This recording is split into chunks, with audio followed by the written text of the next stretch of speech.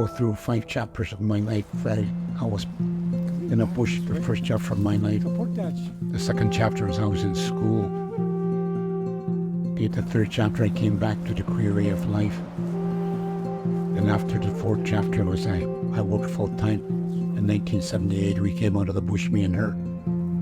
And we did that for almost 50 years. Now I'm retired, going back into the fifth chapter of my life, going back to the queer way of life. 3 times in my life I have returned to the queer way of living. And my name is Allan Saganash Jr. I'm a residential school survivor.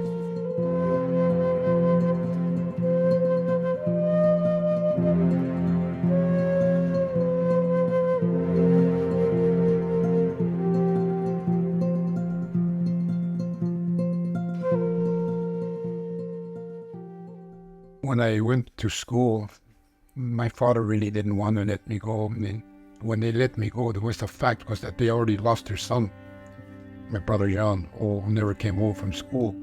So it was a rather difficult choice for my father and my mother to let me go to school because of the fact that they were afraid the same thing might happen to me, not knowing the fact how the residential school kids were treated in school. You could tell them stories about it, but they made liars out of us. It was my grandmother who persuaded my parents for me to go to school because of the fact that if I didn't go to school, the federal government would put us on a blacklist.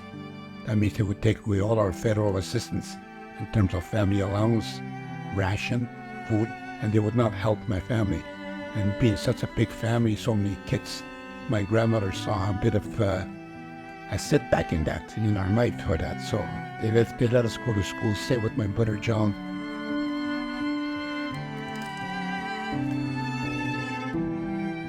The first time I went to school was in 1957. When we arrived in school, I was 6 years old. I didn't know where to go to the washroom. They didn't tell us. We just arrived. I was sitting beside the escape door. I opened the door, lights flicker on, and I'm caught standing there. I got strapped. So what happened? I wet my bed. Next morning, oh, you wet your bed. You dirty child. Look, they strap you again.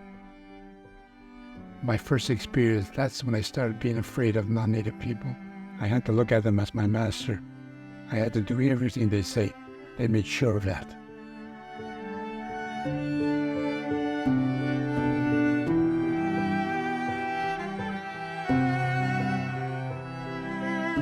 I experienced a lot of abuse and physical abuse, mental abuse, sometimes sexual abuse. And I've seen a lot of other kids too with the same kind of abuse to them. And I've seen things I'm not supposed to see. A full-grown man hitting a child in the back with his closed fist. When I went in that room, I kind of stepped back out because I knew I wasn't supposed to be there, and I knew I was going to get in trouble. And he ran after me, and he grabbed me, and he was threatening me. And he also told me that, Allan, those movies, those mystery movies you watch on TV, people disappear and they never find them? Well, that's what happened to you if you ever talk to somebody about what you saw. Understand? Yes, sir. So that's the way the residential school era was. You didn't care about your feelings. The important thing was that you had to go to school. If you didn't go to school, you were nothing.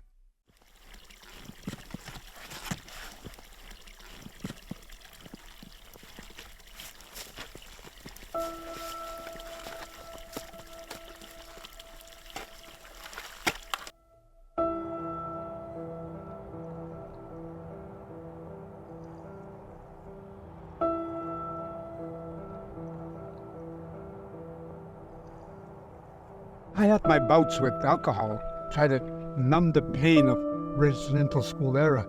And this almost ruined my marriage. In fact, alcohol got me very sick. And she was there, my wife, Lala was there with me for the whole 6 months by my bedside until I got out of bed again. She can't put me to sleep. Keeps me awake. She keeps me awake all night, her. Crazy old man. through that in his life. What happened when he was in school? That was his problem. So I was there for him. I wanted to help him about his feelings and his, Like I asked her, could you with him again? Why do you want to drink? What do you like to drink? Why? I used to hold him sometimes, tell me the stories. Sometimes he used to make me cry, tell me the stories. It still does.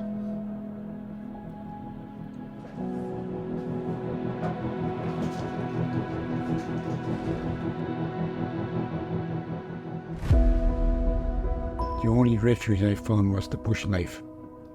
That kept me away from alcohol. And I practiced my career of life. It was a healing out there to be among natural resources where I grew up.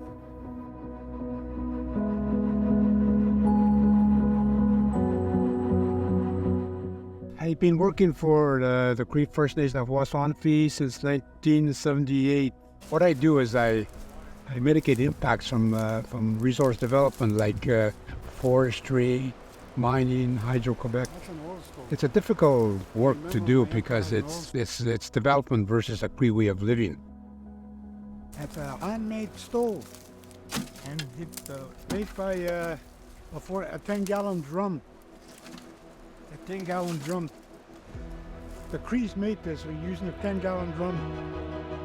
So when I visited, my father passed away. I felt alone yet. But then, when I'm out there, I know he's with me. So put that. Because I can hear his voice and I can feel his presence. And when I'm walking all alone out in the forest, and I'm out there, always remember what he taught me.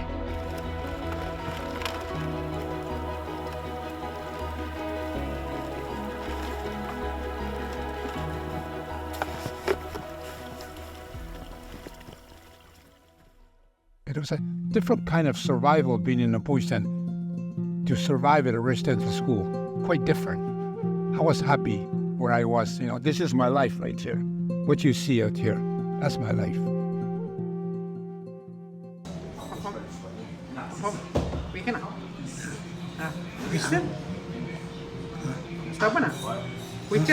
Yeah.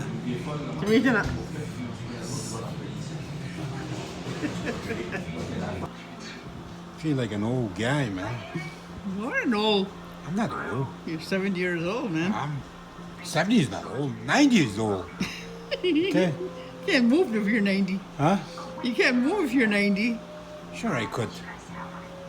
Who says I can't move? If I would have a sore back, I'd still be playing hockey at 90. Okay, good. Bye.